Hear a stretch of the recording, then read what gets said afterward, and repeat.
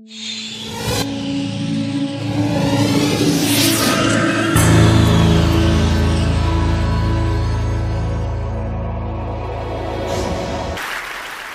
live on a human-dominated planet, putting unprecedented pressure on the systems on Earth.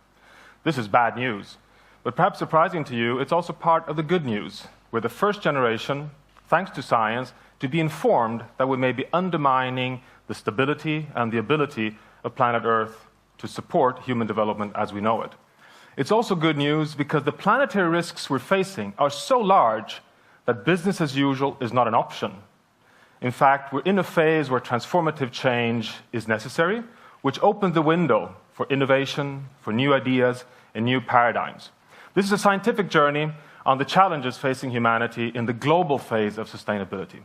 On this journey, I'd like to bring, apart from yourselves, a good friend, a stakeholder who's always absent when we deal with the negotiations on environmental issues, a stakeholder who refuses to compromise: planet Earth.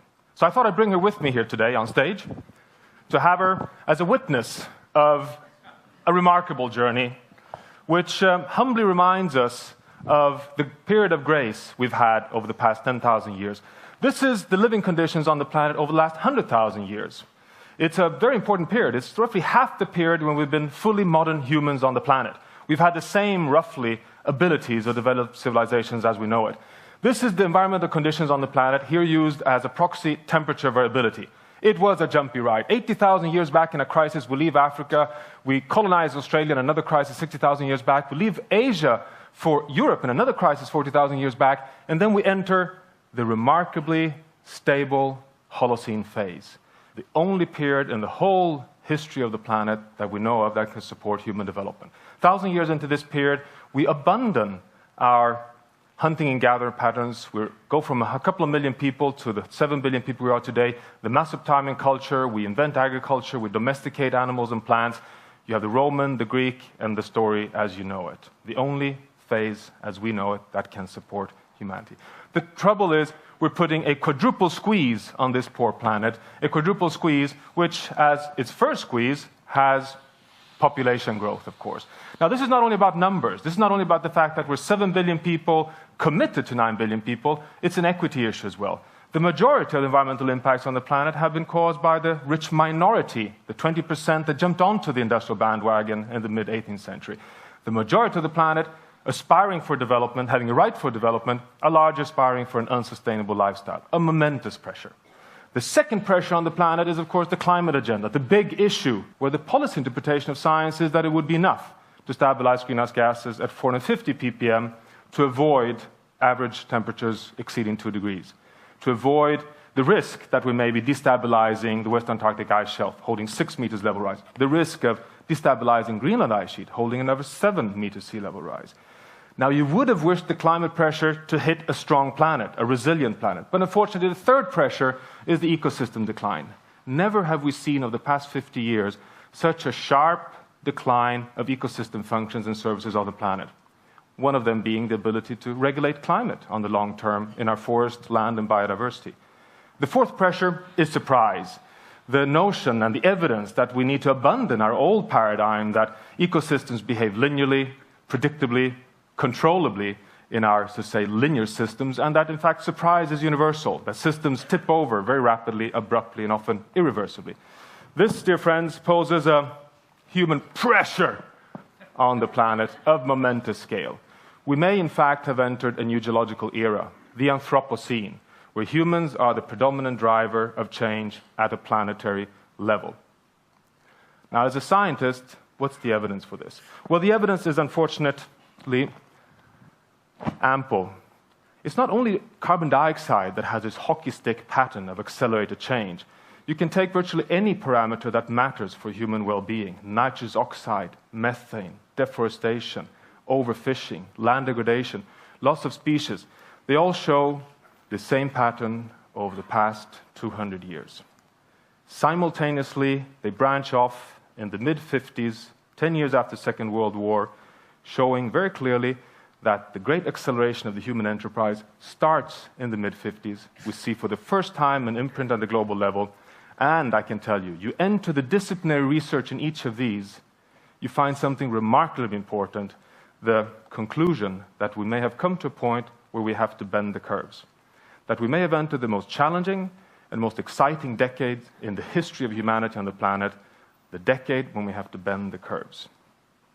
Now, as if this was not enough to just bend the curves and understanding the accelerated pressure on the planet, we also have to recognize the fact that systems do have multiple stable states, separated by thresholds, illustrated here by this ball and cup diagram, where the depth of the cup is the resilience of the system. Now, the system may gradually, under the pressure of climate change, erosion, biodiversity loss, lose the depth of the cup, the resilience, but appear to be healthy and appear to suddenly, under a threshold, be tipping over, changing state, and literally ending up in an undesired situation, where a new biophysical logic takes over, new species take over, and the system gets locked. Do we have evidence of this? Yes. Coral reef systems, biodiverse, low nutrient, hard coral systems under multiple pressures of overfishing, unstable tourism, climate change, a trigger, and the system tips over, loses its resilience, soft corals take over, and we get undesired systems that cannot support economic and social development.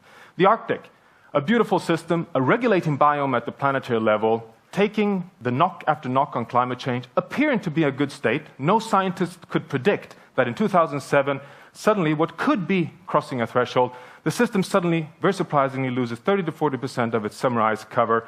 And the drama is, of course, that when the system does this, the logic may change. It may get locked in an undesired state because it changes color, absorbs more energy, and the system may get stuck. In my mind, the largest red flag warning for humanity that we are in a precarious situation. As a sideline, you know that the only red flag that popped up here was a submarine from an unnamed country that planted a red flag at the bottom of the Arctic to be able to control the oil resources. Now, if we have evidence, which we now have, that wetlands, forests, perhaps in the monsoon system, the rainforest, behave in this nonlinear way, 30 or so scientists around the world gathered and asked the question for the first time, do we have to put the planet into the pot? Do we have to ask ourselves, are we threatening this extraordinarily stable Holocene state? Are we in fact putting ourselves in a situation where we're coming too close to thresholds that could lead to deleterious and very undesired, if not catastrophic change for human development? You know, you don't want to stand there. In fact, you're not even allowed to stand where this gentleman is standing at the foaming, slippery waters at the threshold. In fact, there's a fence quite upstream of this threshold beyond which you are in a danger zone. And this is the new paradigm, which we gathered 2-3 years back, recognizing that our old paradigm of just analyzing and pushing and predicting parameters into the future, aiming at minimizing environmental impacts, is of the past. Now we have to ask ourselves, which are the large environmental processes that we have to be stewards of to keep ourselves safe in the Holocene? And could we even, thanks to major advancements in Earth system science, identify the thresholds, the points where we may expect nonlinear change? And could we even define a planetary boundary, a fence, within which we then have a safe operating space for humanity? This work, which was published in Nature late 2009, after a number of years of analysis, led to the final proposition that we can only find 9 planetary boundaries with which, under active stewardship, would allow ourselves to have a safe operating space. These include, of course, climate. It may surprise you that it's not only climate, but it shows that we are interconnected among many systems on the planet with the 3 big systems: climate change, stratospheric ozone depletion, and ocean acidification being the 3 big systems where there's scientific evidence of large-scale thresholds in the paleo record of the history on the planet. But we also include what we call the slow variables, the systems that under the hood regulate and buffer the capacity of the resilience of the planet. The interference of the big nitrogen and phosphorus cycles on the planet, land use change, rate of biodiversity loss, freshwater use, functions which regulate biomass on the planet, carbon sequestration, diversity. And then we have 2 parameters which we were not able to quantify: air pollution, including both warming gases and air polluting sulfates and nitrates, but also chemical pollution. Together, these form an integrated whole for guiding human development in the Anthropocene, understanding that the planet is a complex, self-regulating system. In fact, most evidence indicates that these 9 may behave as 3 musketeers. One for all for one. You degrade forests, you go beyond the boundary on land, you undermine the ability of the climate system to stay stable. The drama here is, in fact, that it may show that the climate challenge is the easy one, if you consider the whole challenge of sustainable development. Now, this is the Big Bang equivalent, then, of human development within the safe operating space of the planetary boundaries. What you see here in black line is the safe operating space, the quantified boundaries as suggested by this analysis. The yellow dot in the middle here is our starting point, the pre-industrial point where we're very safely in the safe operating space. In the 50s, we start branching out. In the 60s already, through the Green Revolution and the Haber-Bosch process of fixing nitrogen from the atmosphere, humans today take out more nitrogen from the atmosphere than the whole biosphere does naturally as a whole. We don't transgress the climate bound until the early 90s, actually right after Rio. And today we are in a situation where we estimate that we've transgressed 3 boundaries. The rate of biodiversity loss, which is the 6th extinction period in the history of humanity, one of them being the extinctions of the dinosaurs. Nitrogen and climate change. But we still have some degrees of freedom on the others, but we're approaching fast on land, water, phosphorus, and oceans. But this gives a new paradigm to guide humanity, to put on the light on our so far overpowered industrial vehicle, which operates as if we're only on a dark, straight highway. Now the question then is, how gloomy is this? Is then sustainable development utopia?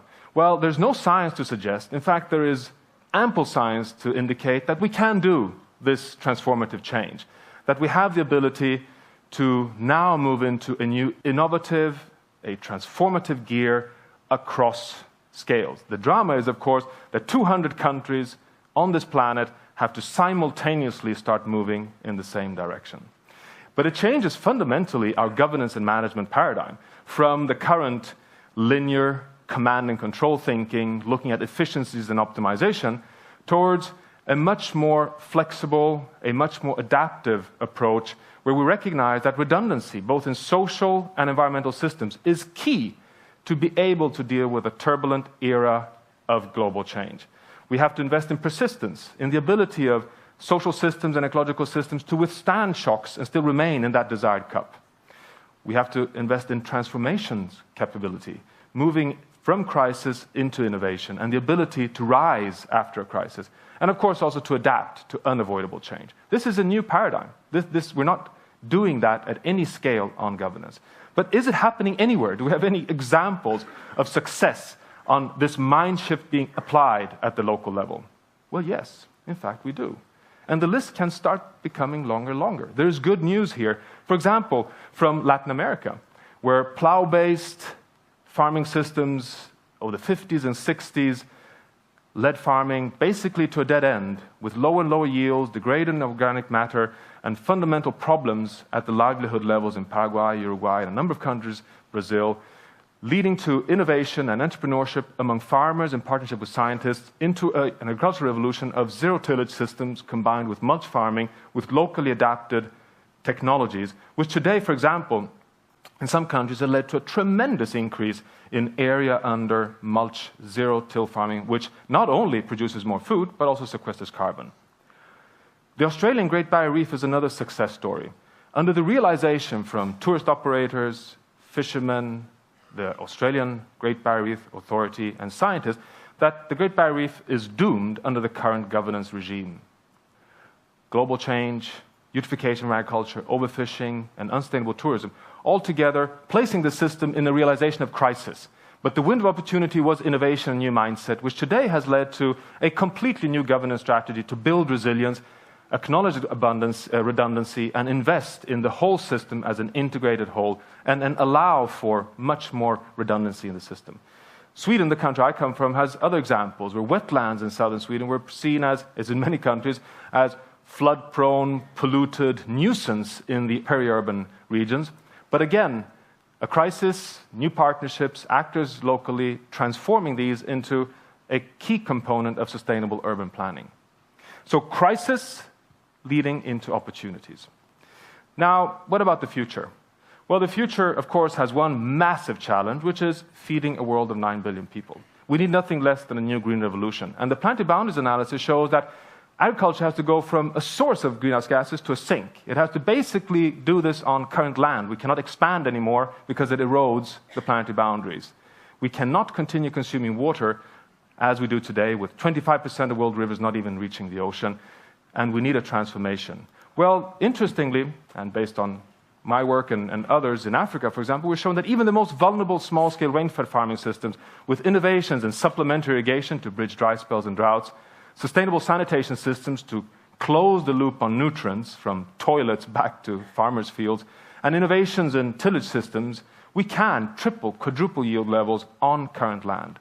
Johan Rockström, the latest Nobel laureate of economics, clearly shows empirically across the world that we can govern the commons if we invest in trust, local action-based partnerships, and cross-scale institutional innovations where local actors together can deal with the global commons at a large scale.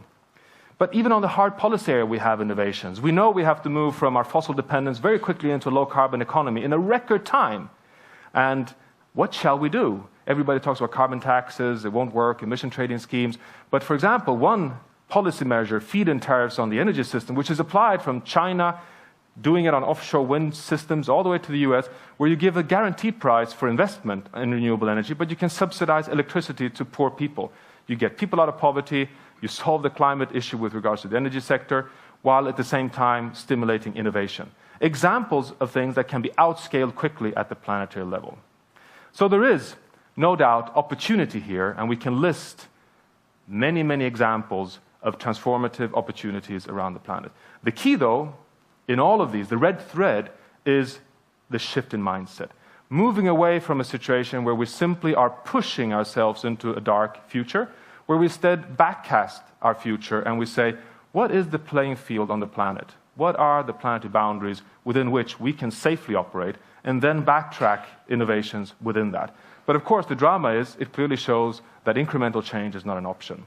So there is scientific evidence, there's, so to say, the harsh news, that we are facing the largest transformative development since the industrialization. In fact, what we have to do over the next 40 years is much more dramatic and more exciting than what we did when we moved into the situation we're in today. Now, science indicates that yes, we can achieve a prosperous future within the safe operating space if we move simultaneously, collaborating at a global level, from local to global scale, in transformative options which build resilience on a finite planet. Thank you.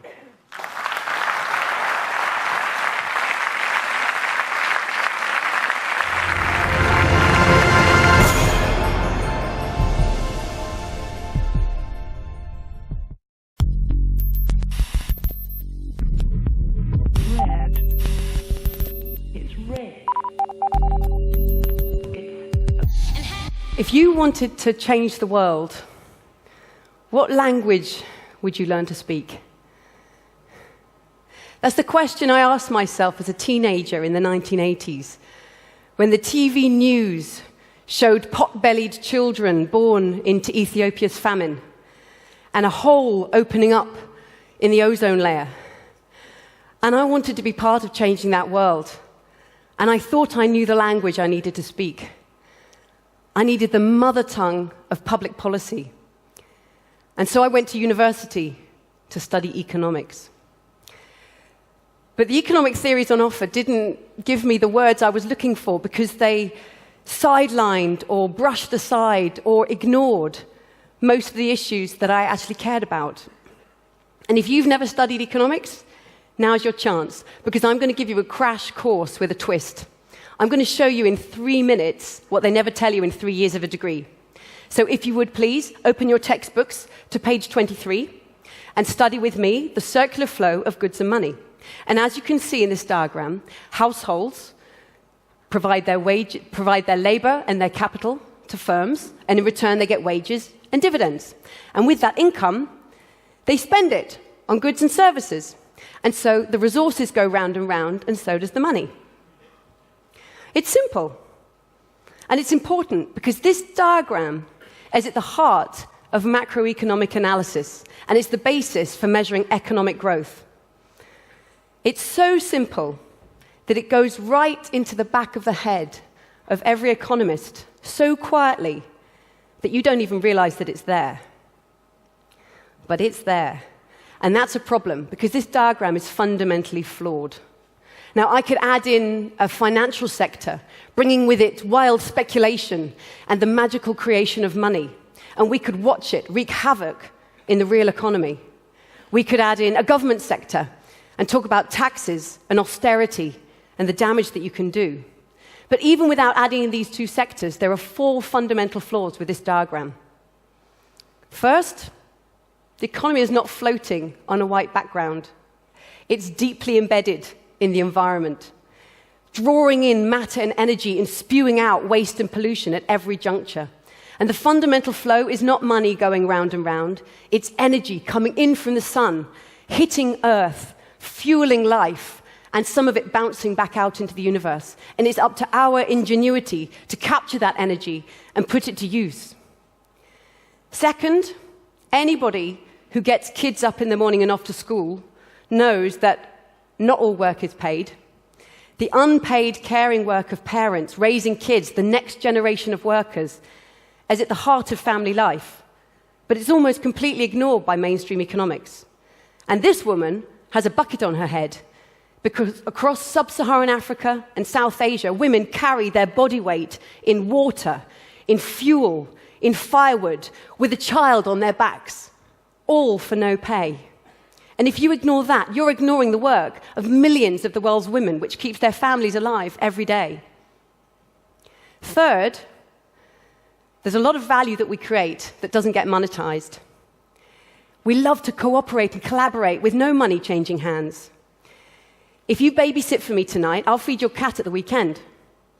Does that sound trivial? Okay. How about we go online and create the world's biggest encyclopedia ever for free? How about we deliver world-class education to any student in any country for free, online? If you ignore the power of the collaborative commons, you're ignoring one of the most dynamic and disruptive parts of the modern economy. And fourthly, those happy households getting wages and dividends hasn't really turned out like that. As we know, in most high-income countries for some decades now, ordinary households have seen their wages stagnate, while just a tiny few have got high wages and high dividends and rents. In fact, these households are worlds apart, and so too are the firms, with a gulf between local business and global corporations. And hidden behind this flow of income is the accumulation of wealth, and that wealth rapidly turns into power over the economy and who it's run for. So if you take these 4 critiques to your typical economics professor, what will they say? Environmental externalities, well spotted. But you can study those in an optional paper in the second year, if you like. Unpaid care economy? That sounds a bit feminist. And as for wealth and power, I think you actually want the politics department. I mean, all these critiques, they're interesting, yes, but they're distracting us from the real concepts we have to master, which are utility and efficiency and growth. And the complexities, they get in the way of the modeling and the maths that economists love to do, because it turns economists into scientists. So, can we just use this diagram anyway? Well, that's why I threw away my economics textbooks, and I walked away from economics, and I immersed myself in real-world challenges. I spent 3 years working in the villages of Zanzibar with entrepreneurs who had to earn their living with nothing but their wits, the forest, and their community. I spent 4 years at the United Nations in New York, and I witnessed the bare-faced power that would stall global negotiations. And then I became a mother of twins, and I spent a year knee-deep in nappies, immersed in the bare bum economy of raising infants, and I got gender like never before. And then I worked for Oxfam for a decade, campaigning to tackle climate change. And I met farmers in southern Africa whose harvests had just turned to bare soil because the rains had never come. And from all of this, I realized the obvious, that you can't walk away from economics, because it's all around us. It's the mentality that our societies are run by. And so I decided to start walking back towards economics, but to flip it on its head. What if economics didn't start with money, but started with human well-being? And there are two sides to that story. On the one hand, our well-being depends on each one of us having the resources we need to meet our human rights to food, water, health, education, housing, energy. And on the other hand, our well-being also depends on this lady, our planetary home. For the last 12,000 years, the conditions on this planet have been incredibly benevolent to human well-being. We've had a stable climate, plentiful water, clean air, bountiful biodiversity, and a protective ozone layer. And we'd be crazy to put so much pressure on these life support systems that the planet gives us that we actually kick ourselves out of the very sweet spot that we know as home. So I wanted to bring these two ideas together and draw a new picture for economics, the kind of picture I did want to have in the back of my head. And I apologize, but it looks like junk food, and I apologize, but it just looks like a donut. So what you can see at the center of that picture is the space where humanity is putting no pressure on the planet. But with 7 billion of us alive today, that would be a place of death and destitution for millions. We can't meet our human rights without using the planet's resources. We need to get everybody alive over that inner ring of human well-being, the social foundation, so that we each have the resources to meet our human rights.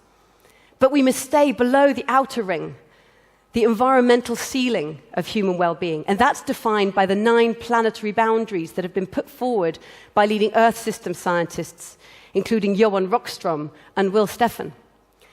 So we must protect the life support systems of this planet, making sure we don't put so many greenhouse gases in the atmosphere that we cause climate change, or massive deforestation, or chemical pollution. So this donut, you can think of it as a compass for humanity in the 21st century. How do we ensure that we all have the resources to meet our human rights, but within the means of the planet? And that's the challenge we face, getting everybody out of poverty and coming back within what this one planet can provide us. And it changes our idea of progress. For 60 years now, economics has told us that we can measure progress with economic growth, and that what it looks like is a line ever rising as the global economy grows. But the donut tells us something different. It tells us that progress looks like balance between using resources to meet our rights and protecting the planet's life support systems. And if it's that balance that matters, then the fundamental question is, where are we now in relation to that balance? Well, the answer is not for the faint-hearted, because as you may well guess, we are outside of those boundaries on both sides. Millions of people live below that social foundation. 1 person in 8 doesn't have enough food to eat. 1 person in 5 has no access to electricity. And more than 1 in 5 lives off less than $1.25 a day. So we've got a long way to go to getting everybody out of that space of deprivation. And yet we've already pushed ourselves over planetary boundaries. According to the Earth system scientists, we've gone over on climate change. We've gone massively over on the amount of nitrogen that we're using in fertilizers, and over on biodiversity loss. And if you look at those two pictures together, it's a pretty strong indictment of the economic development path we've followed to date. And we have to figure out how, for the first time in human history, to get all people out of poverty at the same time as bringing ourselves back within those planetary boundaries.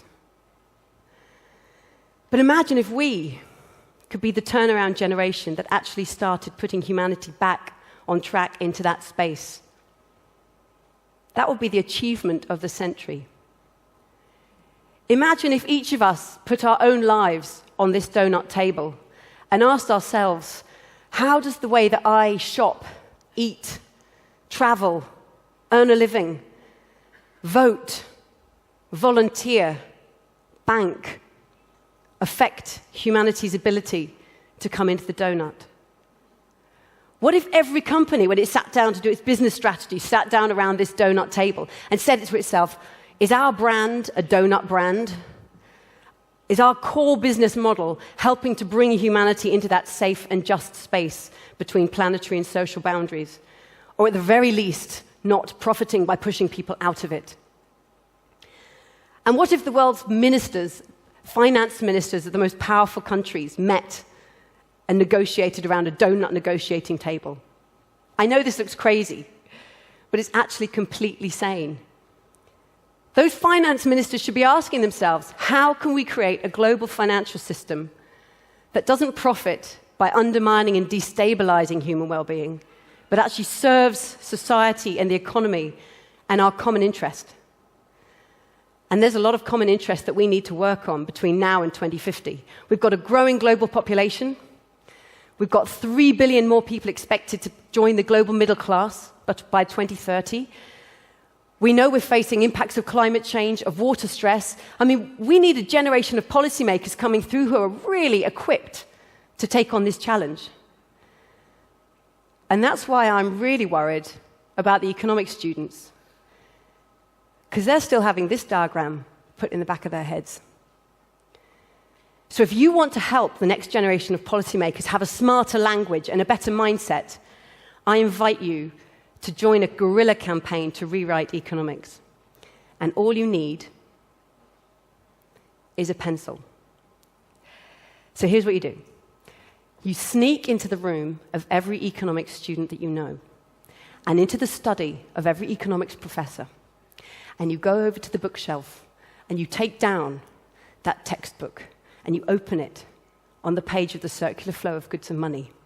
And with your pencil, you draw a circle around the economy and you label it the biosphere. And you draw in the unpaid care economy. You draw in the collaborative commons. And you divide those households and those firms into the 1% and the 99%. And with those few strokes of your pen, you will have transformed the mindset of the coming generation of policymakers. You want to go a step further? Stick a donut picture in their textbook. And now we can really start over. You want to be an economist? Fantastic. Leave money aside for a moment. Let's talk about human well-being and what it takes to achieve that. That each of us has human rights, and that takes resources. And let's talk about the planet and the life support systems that keep us alive. And once you've got those fundamental values in place, now your task as an economist is a crucial one. We need you to design the markets, the regulations, the financial system, the public services that will help bring humanity into this safe and just space between planetary and social boundaries. Imagine what a transformation that would be. Now, you might be thinking, this planetary scale, isn't this too big for economics? Not at all. This is a scale whose time has come. Back in ancient Greece, Xenophon coined the term economics to mean household management. And he was literally talking about a household, a single household. But late in his life, he raised his sights to the next level up, the city-state. And he recommended policies for the economy of Athens, his hometown. 2,000 years later, in Scotland, Adam Smith raised our sights a level again, to the nation-state. And he asked, what makes the economy of one country thrive while another is stagnating? Today's economy is 300 times bigger than the one that Adam Smith knew. And it's banging into the biosphere, with the impact ricocheting back on us. If Xenophon and Adam Smith were here, I think they'd be laughing at us. They'd say, get with the times, folks. We moved from the household to the city-state to the nation-state. You've got to take the next step. Yours is the era of the planetary household, and you need the economic thinking to go with that.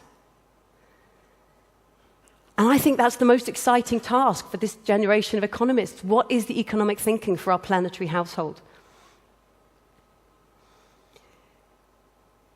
So I invite you, if you want to help transform the next generation of economics, get busy with your pencils.